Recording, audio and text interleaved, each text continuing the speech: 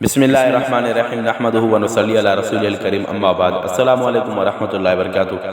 دوستو، آج کی ہم اس ویڈیو میں آپ کو بتائیں گے شیطان کی کہانی خود اس کی زبانی، آغاز تو اچھا ہے انجام خدا جانے۔ شیطان کے مکر و فریب کے بارے میں حدیث پاک میں بہت ہی عجیب واقعہ آیا ہے۔ ابن عامر نے عبید بن یسار سے لے کر نبی علیہ السلام تک اس واقعے کی سند پہنچائی ہے۔ یہ واقعہ تلبیس ابلیس میں بھی نقل کیا گیا ہے۔ بنی اسرائیل میں برسیسا نامی ایک راہب تھا۔ اس وقت بنی اسرائیل میں اس جیسا کوئی عبادت گزار نہیں تھا۔ اس نے ایک عبادت خانہ بنایا ہوا تھا، وہ اسی میں عبادت میں مست رہتا تھا۔ اسے لوگوں سے کوئی غرض نہیں تھی، نہ تو وہ کسی سے ملتا تھا اور نہ ہی کسی کے پاس آتا جاتا تھا۔ شیطان نے اسے گمراہ کرنے کا ارادہ کیا۔ برسیسا اپنے کمرے سے باہر نکلتا ہی نہیں تھا۔ وہ ایسا عبادت گزار تھا کہ اپنا وقت ہرگز ضائع نہیں کرتا تھا۔ شیطان نے دیکھا کہ جب دن میں کچھ وقت یہ تھکتے ہیں تو کبھی کبھی اپنی کھڑکی سے باہر جھانک کر دیکھ لیتے ہیں۔ ادھر کوئی آبادی نہیں تھی، اس کا اکیلا جہاں پر وہ عبادت کرتا تھا وہی صومعہ تھا۔ اس کے ارد گرد کھیت اور باغ تھے۔ جب اس نے دیکھا کہ وہ دن میں ایک یا دو مرتبہ کھڑکی سے دیکھتے ہیں تو اس مردود نے انسانی شکل میں آ کر اس کھڑکی کے سامنے نماز کی نیت باندھ لی۔ اس کو نماز کیا پڑھنی تھی، فقط شکل بنا کر کھڑا تھا۔ اب دیکھو کہ جس کی جو لائن ہوتی ہے، اس کو گمراہ کرنے کے لیے اس کے مطابق وہ شیطان اپنی صورت بناتا ہے۔ چنانچہ جب اس نے کھڑکی میں سے باہر جھانکا تو ایک آدمی کو قیام کی حالت میں دیکھا۔ وہ بڑا حیران ہوا۔ جب دن کے دوسرے حصے میں اس نے دوبارہ ارادتاً باہر دیکھا تو وہ رکوع میں تھا۔ بڑا لمبا رکوع کیا۔ پھر تیسری مرتبہ سجدے کی حالت میں دیکھا۔ کئی دن اسی طرح ہوتا رہا۔ آہستہ آہستہ برسیسا کے دل میں یہ بات آنے لگی کہ یہ تو کوئی بڑا ہی بزرگ انسان ہے جو دن رات اتنی عبادتیں کر رہا ہے۔ وہ کئی مہینوں تک اسی طرح شکل بنا کر قیام، رکوع اور سجدے کرتا رہا، یہاں تک کہ برسیسا کے دل میں یہ بات آنے لگی کہ میں اس سے پوچھوں تو صحیح کہ یہ کون ہے۔ جب برسیسا کے دل میں یہ بات آنے لگی تو شیطان نے کھڑکی کے قریب مصلی بچھانا شروع کر دیا۔ جب مصلی کھڑکی کے قریب آ گیا اور برسیسا نے باہر جھانکا تو اس نے شیطان سے پوچھا، تم کون ہو؟ وہ کہنے لگا، آپ کو مجھ سے کیا غرض ہے؟ میں اپنے کام میں لگا ہوا ہوں، مجھے ڈسٹرب نہ کریں۔ وہ سوچنے لگا کہ عجیب بات ہے کہ کسی کی کوئی بات سننا گوارا ہی نہیں کرتا۔ دوسرے دن برسیسا نے پوچھا کہ آپ اپنا تعارف تو کروائیں۔ وہ کہنے لگا، مجھے اپنا کام کرنے دو۔ اللہ کی شان کہ ایک دن بارش ہونے لگی۔ وہ بارش میں بھی نماز کی شکل بنا کر کھڑا ہو گیا۔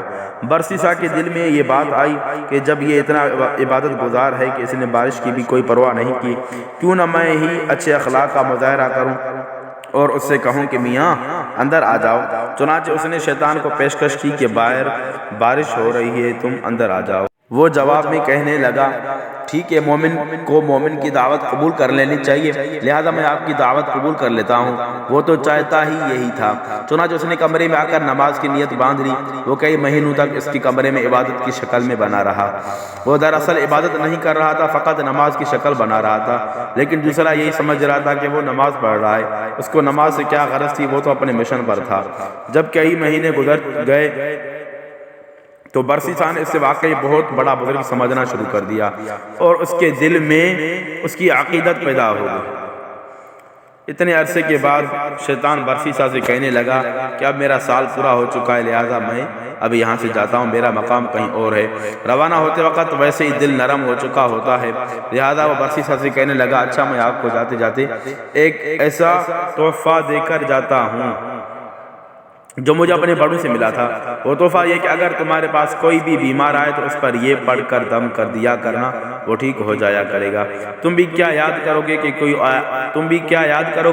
کہ کوئی آیا تھا اور تحفہ دے کر گیا تھا؟ برسیسا نے کہا، مجھے اس کی کوئی ضرورت نہیں۔ وہ کہنے لگا کہ ہمیں یہ نعمت طویل مدت کی محنت کے بعد ملی ہے، میں وہ نعمت تمہیں تحفے میں دے رہا ہوں اور تم انکار کر رہے ہو، تم تو بڑے نالائق انسان ہو۔ یہ سن کر برسیسا کہنے لگا، اچھا جی، مجھے بھی سکھائی دے۔ چنانچہ شیطان نے اسے ایک دم سکھا دیا اور یہ کہتے ہوئے رخصت ہو گیا کہ اچھا پھر کبھی ملیں گے، اور وہاں سے سیدھا بادشاہ کے گھر گیا۔ بادشاہ کے 3 بیٹے اور ایک بیٹی تھی۔ شیطان نے جا کر اس کی بیٹی پر اثر ڈالا اور وہ مجنونہ سی بن گئی۔ وہ خوبصورت اور پڑھی لکھی لڑکی تھی، لیکن شیطان کے اثر سے اسے دورے پڑنا شروع ہو گئے۔ بادشاہ نے اس کے علاج کے لیے حکیم اور ڈاکٹر بلوائے۔ کئی دنوں تک وہ اس کا علاج کرتے رہے لیکن کوئی فائدہ نہ ہوا۔ جب کئی دنوں کے علاج کے بعد بھی کچھ نافاقہ نہ ہوا۔ تو شیطان نے بادشاہ کے دل میں یہ بات ڈالی کہ بڑے حکیموں اور ڈاکٹروں سے علاج تو کروا لیا ہے، اب کسی دم والے ہی سے دم کروا کر دیکھ لو۔ یہ خیال آتے ہی اس نے سوچا کہ ہاں کسی دم والے کو تلاش کرنا چاہیے۔ چنانچہ اس نے اپنے سرکاری نمائندے بھیجے تاکہ وہ اپنا پتہ کر کے آئیں کہ اس وقت سب سے زیادہ نیک بندہ کون ہے۔ سب نے کہا کہ اس وقت سب سے زیادہ نیک آدمی تو برسیسا ہے اور وہ تو کسی سے ملتا ہی نہیں ہے۔ بادشاہ نے کہا اگر وہ کسی سے نہیں ملتا تو ان کے پاس جا کر میری طرف سے درخواست کرو کہ ہم آپ کے پاس آ جاتے ہیں۔ کچھ آدمی برسیسا کے پاس گئے، اس نے انہیں دیکھ کر کہا آپ مجھے ڈسٹرب کیوں کرنے آئے ہیں؟ انہوں نے کہا کہ بادشاہ کی بیٹی بیمار ہے، حکیموں اور ڈاکٹروں سے بڑا علاج کروایا لیکن کوئی فائدہ نہیں ہوا۔ بادشاہ چاہتے ہیں کہ آپ بے شک یہاں نہ آئیں تاکہ آپ کی عبادت میں خلل نہ آئے، ہم آپ کے پاس بچی کو لے کر آ جاتے ہیں، آپ یہیں اس بچی کو دم کر دینا، ہمیں امید ہے کہ آپ کے دم کرنے سے وہ ٹھیک ہو جائے گی۔ اس کے دل میں خیال آیا کہ ہاں میں نے ایک دم سیکھا تو تھا، اس دم کو آزمانے کا یہ اچھا موقع ہے، چلو یہ تو پتہ چل جائے گا کہ وہ دم ٹھیک بھی ہے یا نہیں۔ چنانچہ اس نے ان لوگوں کو بادشاہ کی بیٹی کو لانے کی اجازت دے دی۔ بادشاہ اپنی بیٹی کو برسیسا کے پاس لے کر آ گیا، اس نے جیسے ہی دم کیا وہ فوراً ٹھیک ہو گئی۔ مرض بھی شیطان نے لگایا تھا اور دم بھی اس نے بتایا تھا، لہذا دم کرتے ہی شیطان اس کو چھوڑ کر چلا گیا اور وہ بالکل ٹھیک ہو گئی۔ بادشاہ کو پکا یقین ہو گیا کہ میری بیٹی اس کے دم سے ٹھیک ہوئی ہے۔ ایک ڈیڑھ بعد اس طرح اس بچی پر حملہ کیا اور اسے پھر برسیسا کے پاس لے آئے، اس نے دم کیا تو پھر اسے چھوڑ کر چلا گیا، حتیٰ کہ 2-4 دن کے بعد بادشاہ کو پکا یقین ہو گیا کہ میری بیٹی کا علاج اس کے دم میں ہے۔ اب برسیسا کی بڑی شہرت ہوئی، اس کے دم سے بادشاہ کی بیٹی ٹھیک ہو جاتی ہے۔ کچھ عرصے کے بعد اس بادشاہ کے ملک پر کسی نے حملہ کیا، وہ اپنے شہزادوں کے ہمراہ دشمن کا مقابلہ کرنے کے لیے تیاری کرنے لگا۔ اب بادشاہ سوچ میں پڑ گیا کہ اگر جنگ میں جائیں تو بیٹی کو کس کے پاس چھوڑ کر جائیں۔ کسی نے مشورہ دیا کہ کسی وزیر کے پاس چھوڑ جائیں اور کسی نے کوئی اور مشورہ دیا۔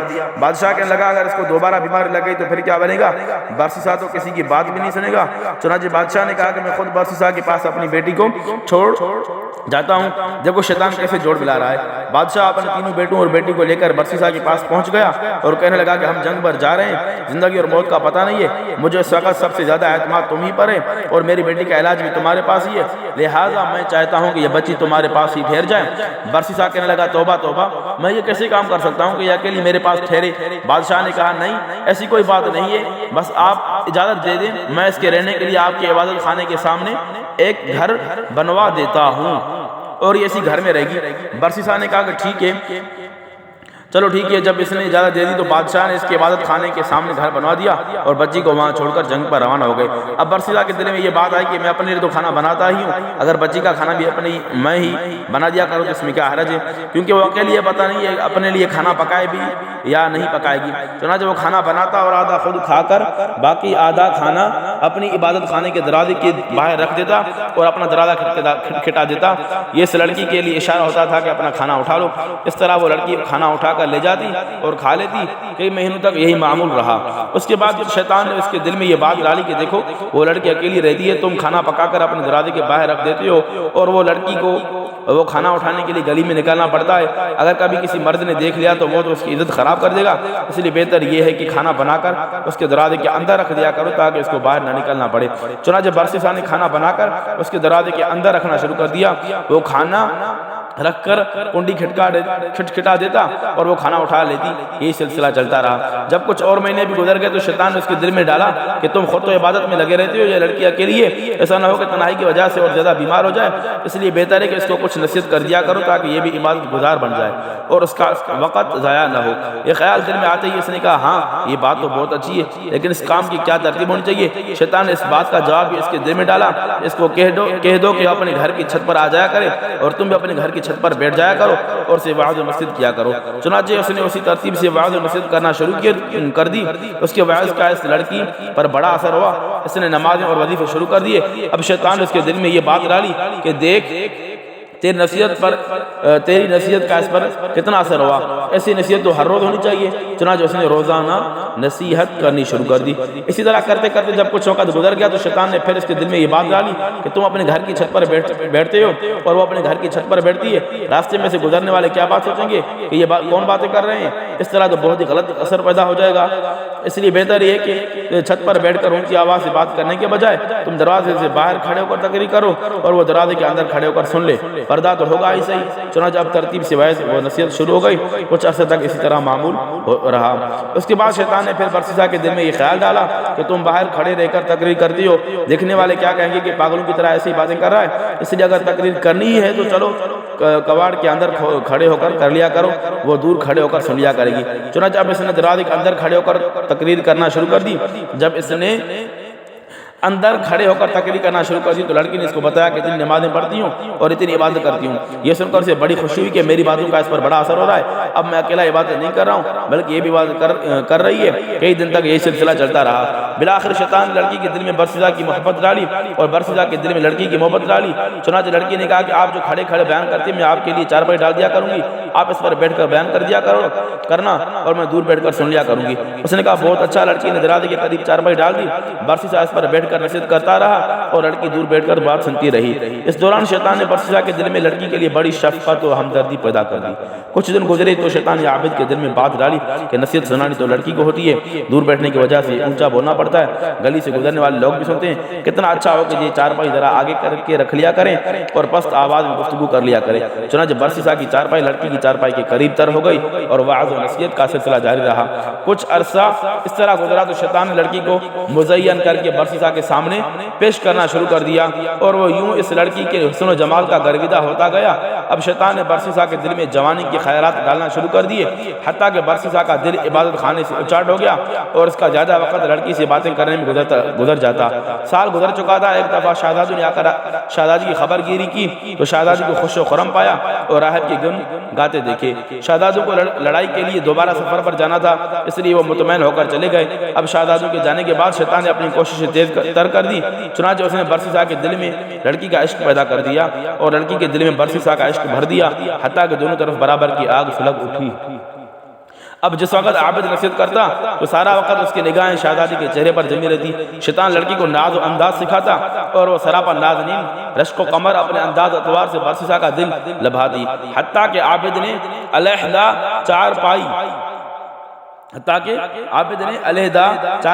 چارپائی پر بیٹھنے کے بجائے لڑکی کے ساتھ ایک ہی چارپائی پر بیٹھنا شروع کر دیا۔ اب اس کی نگاہیں جب شہزادی کے چہرے پر پڑی اس نے اسے سراپا حسن و جمال اور جاذب نظر پایا۔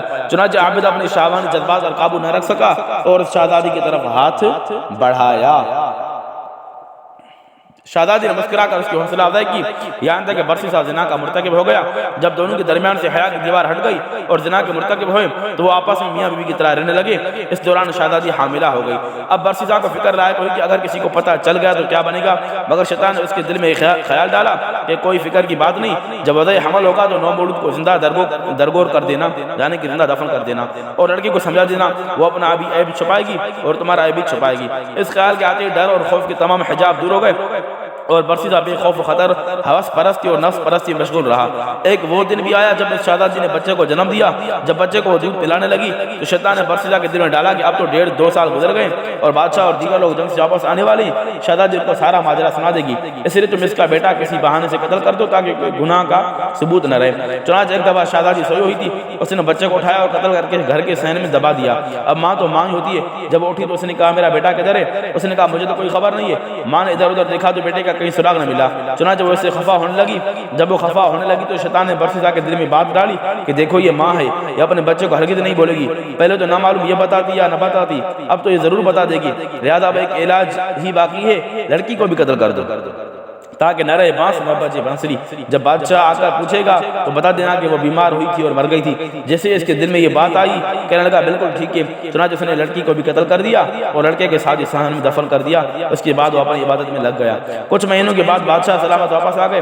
اس نے بیٹوں کو بھیجا کہ جاؤ اپنی بہن کو لے آؤ۔ وہ برسیدہ کے پاس آئے اور کہنے لگے جی ہماری بہن آپ کے پاس تھی، ہم اسے لینے آئے ہیں۔ برسیدہ ان کی بات سن کر رو پڑا، کہنے لگا آپ کی بہن بہت اچھی تھی، بڑی نیک تھی اور ایسے عبادت کرتی تھی، لیکن وہ اللہ کو پیاری ہو گئی۔ یہ صحن اس میں خبر ہے۔ بھائیوں نے جب سنا تو وہ رو دھو کر واپس چلے گئے۔ گھر جا کر جب رات کو وہ سوئے تو شیطان خواب میں بڑے بھائی کے پاس گیا، اس سے پوچھنے لگا بتاؤ تمہاری بہن کا کیا بنا؟ وہ کہنے لگا ہم جنگ کے لیے گئے ہوئے تھے، اسے برسیدہ کے پاس چھوڑ کر گئے تھے، وہ اب فوت ہو چکی ہے۔ شیطان کہنے لگا وہ تو فوت نہیں ہوئی۔ اس نے پوچھا اگر فوت نہیں ہوئی تو پھر کیا ہوا؟ وہ کہنے لگا برسیدہ نے خود یہ کرتوت کیا ہے اور اس نے خود اسے قتل کیا ہے اور فلاں جگہ اسے دفن کیا اور بچے کو اس نے اسی کے ساتھ دفن کیا ہے۔ اس کے بعد وہ خواب میں ہی اس کے درمیان بھائی کے پاس گیا، اس کو بھی یہی کچھ کہا اور پھر اس کے چھوٹے بھائی کے پاس جا کر بھی یہی کچھ کہا۔ تینوں بھائی جب صبح اٹھے تو ایک نے کہا میں نے ایک خواب دیکھا ہے دوسرے نے کہا کہ میں نے یہی خواب دیکھا، اور تیسرے نے کہا کہ میں نے بھی یہی خواب دیکھا ہے۔ وہ آپس میں کہنے لگے کہ عجیب اتفاق ہے، سب کو ایک جیسا خواب آیا ہے۔ سب سے چھوٹے بھائی نے کہا یہ اتفاق کی بات نہیں بلکہ میں تو کی کروں گا۔ دوسرے نے کہا چھوٹو بھائی یہ کون سی بات ہے جانے دو۔ وہ کہنے لگا نہیں، میں تو ضرور تفتیش کروں گا۔ چنانچہ چھوٹا بھائی غصے میں آ کر چل پڑا، اسے دیکھ کر باقی بھائی بھی اس کے ساتھ ہو لیے۔ انہوں نے جب جا کر زمین کو کھودا تو انہیں اس میں بہن کی ہڈیاں بھی مل گئی، اور ساتھ ہی چھوٹے سے بچے کی ہڈیوں کا ڈھانچہ مل گیا۔ جب ثبوت مل گیا تو انہوں نے برسی صاحب کو گرفتار کر لیا۔ اسے جب قاضی کے پاس لے جایا گیا، اس نے قاضی کے روبرو اپنے اس گھناؤنے اور مکروہ فعل کا اقرار کر لیا، اور قاضی نے برسی صاحب کو پھانسی دینے کا حکم دے دیا۔ جب برسی صاحب کو پھانسی کے تختے پر لایا گیا اور اس کے گلے میں پھندا ڈالا گیا اور پھر پھندا کھینچنے کا وقت آیا تو پھندا کھینچنے سے عین 2-4 لمحے پہلے شیطان اس کے پاس وہی عبادت گزاری کی شکل میں آیا۔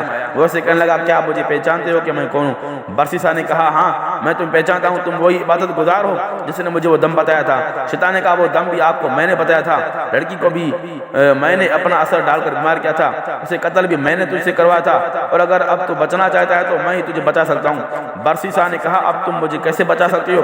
یہ کہنے لگا تم میری ایک بات مان لو، میں تمہارا یہ کام کر دیتا ہوں۔ اس نے پوچھا کہ میں آپ کی کون سی بات مانوں؟ اس شیطان نے کہا بس یہ کہہ دو کہ خدا نہیں ہے، نعوذ باللہ۔ برسی صاحب کے تو حواس باختہ ہو چکے تھے، اس نے سوچا کہ چلو میں ایک دفعہ کہہ دیتا ہوں، پھر پھانسی سے بچنے کے بعد دوبارہ اقرار کر لوں گا۔ چنانچہ اس نے کہہ دیا خدا موجود نہیں ہے، نعوذ باللہ۔ عین اس لمحے میں کھینچنے والے نے پھندا کھینچ دیا اور یوں اس عبادت گزار برسی صاحب کی کفر پر موت آ گئی۔ اس سے اندازہ لگائیے کہ یہ کتنی لانگ پلاننگ کر کے انسان کو گناہ کے قریب کرتا چلا جاتا ہے۔ اس سے انسان نہیں بچ سکتا، اللہ اسے بچا سکتا ہے۔ لہذا اللہ رب العزت کے حضور یوں دعا مانگنی چاہیے، اللہم احفظنا من الشیطان الرجیم، رب اعوذ بک من حمزات الشیاطین واعوذ بک رب ان یحضرون۔ اے اللہ ہمیں شیطان مردود کے شر سے محفوظ فرما۔ اے پروردگار میں آپ کی پناہ مانگتا ہوں اس سے کہ شیطان میرے پاس آئیں۔ یہ تھا شیطان کی کہانی، اس کی زبانی آپ نے سنی۔ مزید اس طرح کی ویڈیوز کے لیے ہمارے اسلامک انفارمیشن آفیشیل چینل کو سبسکرائب ضرور کیجیے۔ انشاءاللہ پھر ملیں گے۔ السلام علیکم ورحمۃ اللہ وبرکاتہ۔